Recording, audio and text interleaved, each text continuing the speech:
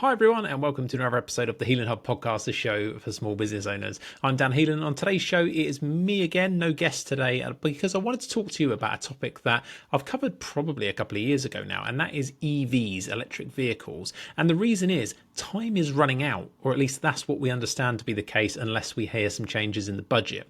I think if you're looking for an EV, an electric van, that situation might be different in terms of timing, as we're going to find out. But for now, Teslas, electric cars, which have made and been quite exciting for tax purposes for a number of years now, time's running out to get the maximum relief. So I want to talk to you about that and just remind you about why electric, for tax purposes at least, is still a good idea. So let's get on with it. So then, as I mentioned at the top of the show, in this podcast, I want to talk about EVs, but particularly I want to talk about how they work in limited companies. Now, some of these rules are also going to work as a sole trader, particularly when we talk about the kind of tax allowances that are available as you buy one of these vehicles for your business. How these they work in terms of getting relief on the actual list price or the price that you pay for them. But when we talk about benefit in kind and those kind of things, they're only limited companies. So I'm going to concentrate mainly on limited companies. But if you are a sole trader or a partnership and you're listening to this, some of this is actually going to apply. So you don't have to completely switch off. But I think limited companies are going to get the most sort of bang for their buck out of this show. So let's start then with a general reminder of how EVs work and how cars generally work. We should probably start with in the limited company. So what happens is with the limited company, if you buy the car as the company, so the company contracts for the car, bills in the company's name, company owns it, and then it gives it to you. And as always in these shows, we're presuming you're a sort of director and an owner, a shareholder of a small UK limited company. Then as an employee, the employee tax laws kick in, and it says the minute that car is available to you, that's little bunny ears for those of you listening to the podcast rather than watching it, you would have to pay what's known as a benefit in kind tax on that car because it's available to use privately. Now, if you Google it on HMRC, it's probably going to say to you, oh, only, if it's available privately. But if you look at the case law and HMRC's interpretation of that, it's very, very wide. The minute it's available to sit on your drive all the time and it's accessible to you, it's going to be available. So I think one of the given examples is if there was an emergency and there's two cars parked on the drive and yours is the one at the back of the drive and you had to go to hospital, you're going to get in it. Therefore, it's available privately. So yes, you might have heard of these things called pool cars, and we've done a few shows on pool cars before, and these things are available. In this show, I'm just talking about generally, for most people, you're going to want to commute to and from the office or to and from your workplace, and you're going to be having it on your drive. Therefore, it's going to be available for private use. So that's what we're talking about. And when that occurs, two things happen. You get kind of two tax bills, one for you personally as the owner, and that's based on a list price. We'll talk about that in a moment. And that's what they call taxable benefit. You get a form every year currently called a P11D that tells you you've been taxed on this stuff. And you generally, if you're doing any sort of income, are going to end up paying personal tax on that bill. And that's whatever that rate is. So if you pay, basic rate tax, it's going to be at 20%. If you're a higher rate taxpayer, so your income's over around 50k a year, you're going to pay 40%. So some of that is going to be there. The other thing that impacts is because it's taxable income. If you imagine, and we've talked about it in previous shows, if you sort of stack up all of your income like a stack of books, you can go up to that 50k line without paying any, real big tax. Once you get over around 50k, it's slightly more than 50k, but once you get over there, you have to start paying 40% tax, or on dividends, you're going to start paying 33.75. It's a massive jump. But because this taxable benefit's stacked in there as well, you're actually reducing the amount of band you have available for that cheap dividends or that cheap other income. So it does have an effect on you personally. So big cars with big taxable benefits end up eating a load of that band as well as costing you a load of tax. And then the bigger bill often is the one that's actually the company produces on top. So when the company provides it to you, it has to pay a special class of national insurance at 15% on that provision of that benefit. So this can get quite beastly because if you had like some diesel BMW, you're probably looking at nearly 37% benefit in kind. And the way and the reason that percentage is important is what they do is they say, what was the list price of that car when it got driven off the forecourt with all of its adaptions and everything else that comes into it? And it's a bit more complicated. Again, I'm just keeping it top line, but let's just keep that in mind. And then they take 37% of that value, and that is what your benefit in kind is. And the reason I'm picking 37% is it's just an example, but there's a grid, and it basically says what's the CO2 emissions of the vehicle. And you look down this grid and you look at what the diesel's more expensive than petrol, and it gives you a percentage that you apply. So if you just think, look, that's quite hefty. If it was 37% of like a 60 grand car, that's a lot of 20% or 40% tax you're going to pay. It's a lot of 15% tax the company's going to pay. It gets big. As a result, Most people just don't bother. I think with limited companies, because you're trying to keep everything else tax efficient, it really doesn't make a lot of sense. There are scenarios where it could make sense, but it's very rare. So with that, you don't tend to see them for those reasons.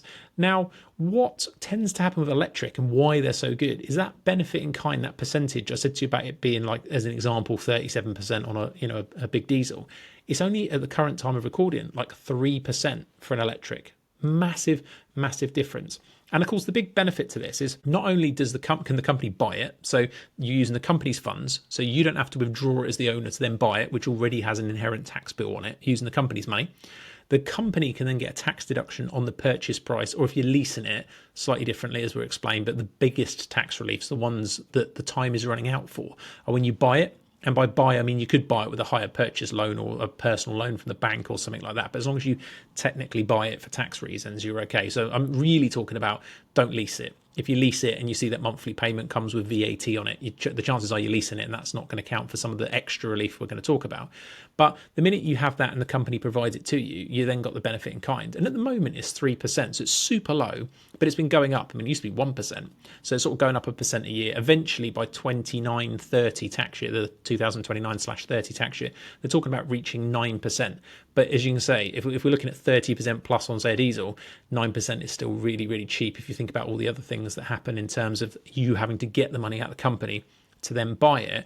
And of course, like all your repairs, your insurance, everything you've got to pay for the company can pay. So it's another point where you're not dragging money from the company to then go and have to pay for, all these various different costs. So that is another saving ongoing.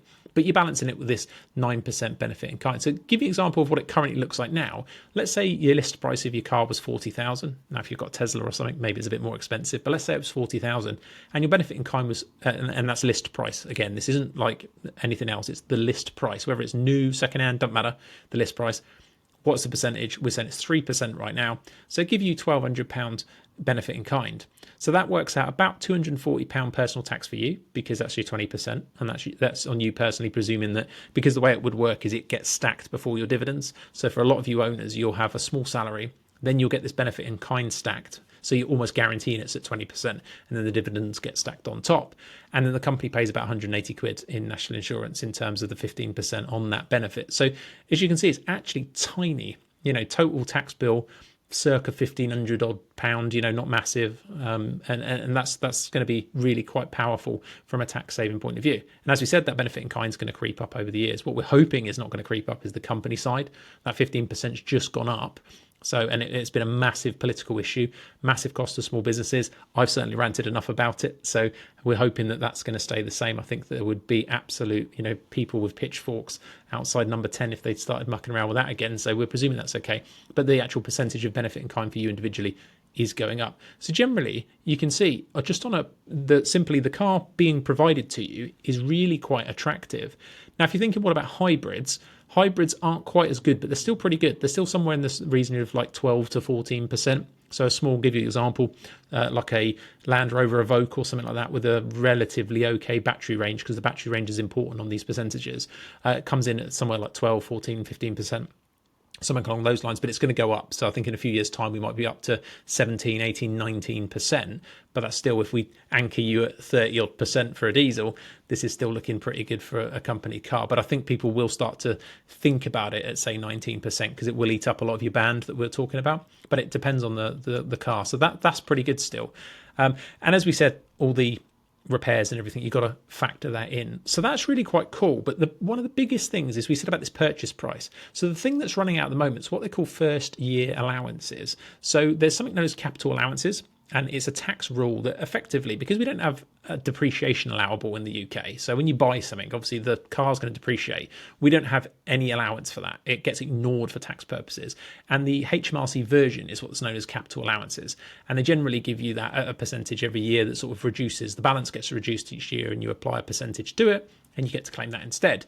However, there's something called annual investment allowance, which normally means that if you bought like a MacBook or a camera or anything else that you would use in your business, you quite often under what's known as plant and machinery. And that sounds like it's a digger or anything else, but that's just things that you use in your business that have got, quite a long lifetime on them. There's technical terms for this, I'm just paraphrasing, but effectively it means that you can claim 100% of the purchase price in the year which you buy it. Now that's not available on a car, but weirdly an electric commercial van, and I know they're not really a thing at the moment, but they're certainly getting there with some of the things that are coming out. Those are still likely to qualify for this annual investment allowance, or AIA as it's known. And that's not at the moment going to be stopped. That's an allowance that's been in place for many, many years. There is a massive cap to it, but you're likely as a small business not to hit that. And that's still going to be in place. But what we're talking about, the one that's due currently to finish in March 26, is the first year allowances on the cars. So again, stereotypically, your Tesla. At the minute, if you bought them, 100% of that is able to be written off against your company's tax bill in the year you bought it. So a reminder of how that might work. Let's say you made 100 grand profit and actually you bought a 40 grand new and unused car, and this is the big one, for a first year allowance, the best allowance. It needs to be new, unused, fully electric. So let's say that's the case, and it was 40k. I know it's not likely to be a Tesla for that money, but bear with me. 100k, you're going to take 40k off of your profits, so you're only going to get taxed on the 60. So that's quite big. So as you can see, you don't get all 40k back. You're just going to reduce your tax bill by that amount. And again, if you're struggling to picture this, there's other episodes we've done talking about how tax deductions really work. So I think a lot of people think, well, I can write a whole 40k off against my tax. Well, sort of. You can write off £40,000 off your profits, which are going to be taxed, so you're reducing your tax bill. But if you think about it, you're probably saving, the easy way to think about it is you're probably saving somewhere in the region of 19 to 25% of the purchase price of that vehicle in tax. So if you're spending 100 grand, your maximum you're going to be saving is 25 grand of tax. So spend 100, save 25. It's not as attractive as it might look, but it does have some cash flow advantages without bringing up a spreadsheet and kind of showing you how to do that. Just but you can look at it, you can look at it and say, well, in that example, I was going to be paying 25 grand to the tax office, on this date. Actually, if you factor in my monthly payments for 2 years, actually, maybe it's better for me to enjoy the car for 2 years. I don't know. There's lots of things you could do on that. But ultimately, I think you've got to make the decision of, with anything you're spending in the business, is this actually a good investment? Am I going to use this tool? Yes, this car, like any car, is going to be worth probably nowhere near what I would hope it was in a few years' time. But if I'm going to need it and it's going to get me around, why not make it tax efficient? It's that kind of deal, like anything. But they're certainly not tax free. It's just that you can write that whole thing off. And for many people, many of our clients have done this with Teslas over the years, and other car and brands are available, but obviously it's the most popular one. And it has had a really significant impact on the tax bill, and they've been able to drive around in that tool, that car that they needed for business, and be able to enjoy it quite tax efficiently. So that is the key things that are really, really important here, is that balance of, if we can get it because it's new and unused and we can get a first year allowance for 100%, brilliant. If it's an electric van, it's almost easier to get an allowance. You're probably going to use something called annual investment allowance to do that. Now, if you use secondhand, then what happens is at the current sort of rates, you'd get 18% a year. So you'd get 18% of the first year, then whatever's left, you apply 18% to the next year, and it sort of goes on and on and on. So it takes a lot longer to get your relief, but it will be something. So even after March 26, presuming it's not actually extended, we're still going to have pretty attractive rates if you're going to do it. It's not as exciting as knowing that you're going to massively reduce your tax bill by buying that new car. So that's kind of where we are with that. Now, that's on the actual purchase. Now, if we talk about VAT for a minute, a little bit of a reminder, it's quite misleading online. Normally with a car, if you buy a car, you're blocked from reclaiming the VAT. It isn't clear online. It does kind of feel like and suggest that that's possible, but it isn't. By general principles, you can't. If you lease it, we've done a lot of talking about paying for the car outright or buying it on hire purchase and getting these amazing allowances. But if you were to lease it, the benefit in kind rules we're talking about still apply, but the VAT means that there'll be VAT on your payments each month, and you can usually claim about 50% of those on that. So just bear that in mind. If you bought a commercial van, that's a bit different again. You probably could reclaim the VAT, but cars themselves have this weird block on there. So just bear that in mind, regardless of what you read, that's the reality of it. But anyway, so that's the sort of VAT scenario. So don't get too excited about that one. But charging is interesting as well, because at the moment, if you provide a charger at your workplace and it's available to all of your employees, so that might just be you in your office and it's outside, then you don't get any benefit in kind for charging that. The company can pay for it and provide it to you, which is actually pretty attractive, because the equivalent, if the company was to provide you fuel for a car, or whether it's diesel or petrol, is phenomenal. The benefit in kind, they give you a flat charge that's like 5 figures plus. It's, and then you have to apply your percentage to it. It's just very expensive, and as a result, I know almost nobody in the small business world, certainly not our clients, that provides fuel. It's actually cheaper not to do that, and there's a secondary way to claim that mileage back if you do that, but that's probably another show. But for you now with electrics, let's just talk about the benefits. So you providing a charging point at work and providing it's good, and if that's at work and your company is the one contracting for those utilities, which you imagine it's going to be the office, then it's likely you can also recover the VAT. Now, the weird one at the moment is if the company pays to have a charger put in your home, you can currently do that without benefit. However, one of the things you can't do is you can't reclaim the VAT on your home bills just because they're not in the company's name. It's not the company that's being provided to, it's you as an individual. But currently, yeah, you can put a charger at home, which is quite cool. So that's in place at the moment. Now, if you didn't want to do any of that and you thought, okay, actually, can I just reimburse my charging costs from home from the company? You can do it. There's ways of doing it. It just gets messy because you've got to try and prove what your extra costs are and all of that kind of stuff. You could also potentially claim 8p for charging at home per mile instead. There's a few things you can do. You might have come across, if you've ever used a personal car for business before, you might have heard of the 45p and 25p rates. Slightly different with an electric car that the company's provided to you, and this rate becomes like an 8p rate, and there's a 14p rate if you're publicly charging it. But for most owners, you don't tend to use this because you're going to charge it for free. The way the rules interact is actually kind of one of these weird, unclear ones at the moment that a lot of accountants debate on some of our secret forums. They're not secret, they're public, but there's always debates on these kind of things. But for me, you're either, if you're providing the charging point and getting it for free, then you're not going to be claiming mileage rates on it. So normally that's what's going to happen. You're either going to have a charging point at the office, you're going to be able to have that, and that's really the best scenario, or the company maybe has paid and put a charger on your house, and therefore you can go and charge your vehicle from there. So that works out well as well. So the charging's good, the repairs are good, the VAT's okay. It's just not going to be recoverable in the actual car, but it is that upfront cost of a first year allowance on new and unused where the most magic is, and that's the one that you've got to look at and say, is ending soon. So can we make most of it now?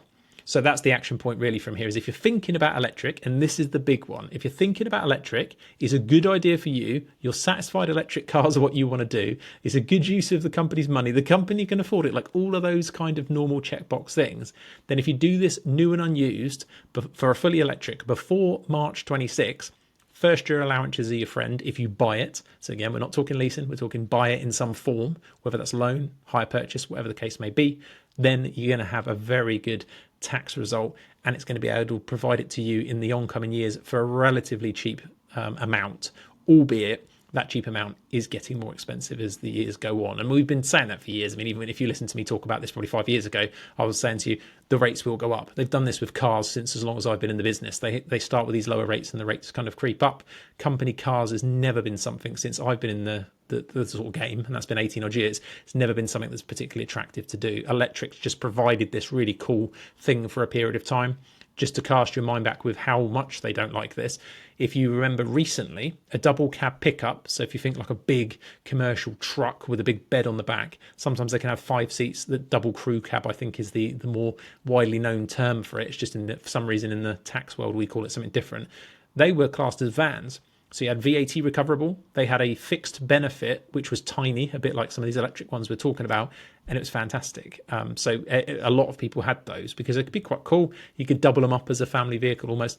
The tax office have squashed that already now, so that they are a problem. If you're interested in that, I've done other shows and topics on that one as well, and I'm sure I'll do a recap as we go because there are some transitional arrangements if you've got one of these to be aware of. So there we go. At the moment, that's where we are. Electric, still pretty good. Still pretty good if you're comfy with the electric. I often look at it when my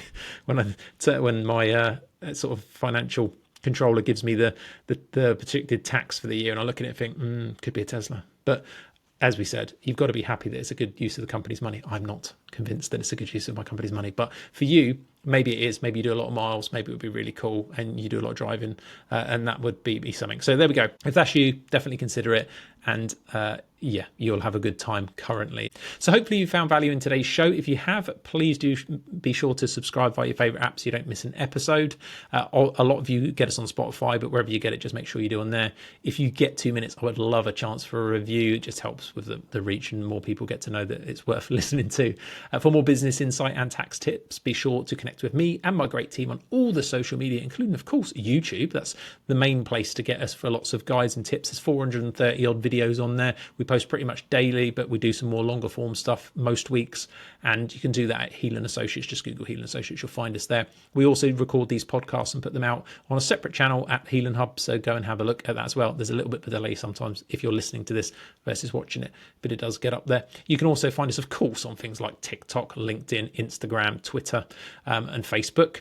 You can also sign up to our 2-weekly HeelanHub Herald, which is a newsletter direct to your inbox email every 2 weeks with more tax tips and thoughts and rambles from me. And you can do that on our website at heelanassociates.co.uk. Scroll up and down, a pop-up will pop up in like a few seconds, and you can enter your details in there. We do not sell your data. It just is for us and that email list. If you do want to get into a really good digital world, let's say you're not in the digital world, particularly important with making tax digital for sole traders coming up at the moment, and if you're a limited company, you absolutely should be in some sort of accounting software, in my personal opinion, then you can get a great deal on Xero with an X. That's for me, the market leader of accounting software. HeelanAssociates.co.uk/0, and there's a crazy discount right now at the time of recording this video. Click on there and go for that.